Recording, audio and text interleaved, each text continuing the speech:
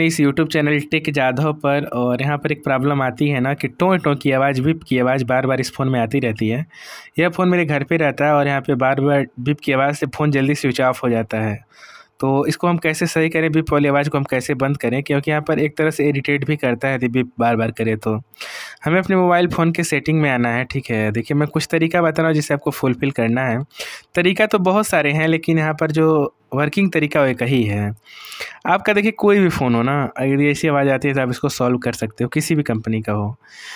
देखिए दोस्तों, SIM tool kit के नाम से ऑप्शन बना रहता है, या तो इस तरह से आपको फ़ोन में एप्लीकेशन का एक ऑप्शन दिया होगा। देखिए मेरे में एप्लीकेशन वाले ऑप्शन है ना, इस पे हम क्लिक करेंगे एप्लीकेशन वाले पे, और मेरा सिम टूल किट इसी में है। देखिए एयरटेल लाइव नाम से है, ठीक है।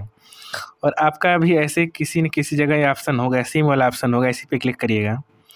क्लिक करने के बाद एक ऑप्शन होगा थर्ड नंबर पे, एयरटेल नाउ वाले पे क्लिक कर देंगे।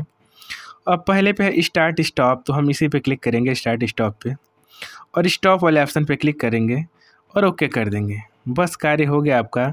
और जितने सारे फ्लैश मैसेज थे ना, डीएक्टिवेट हो गए, क्योंकि फ्लैश मैसेज जैसे छोटे फ़ोन में खुल नहीं पाता है, जिसको ऐसे बार बार उस तरह से दिक्कत होती है। बड़े वाले फ़ोन है तो वहाँ पे फ्लैश मैसेज खुल जाते हैं, छोटे वाले में नहीं खुल पाते, जिससे आवाज़ आती है उस तरह से बीप वाली।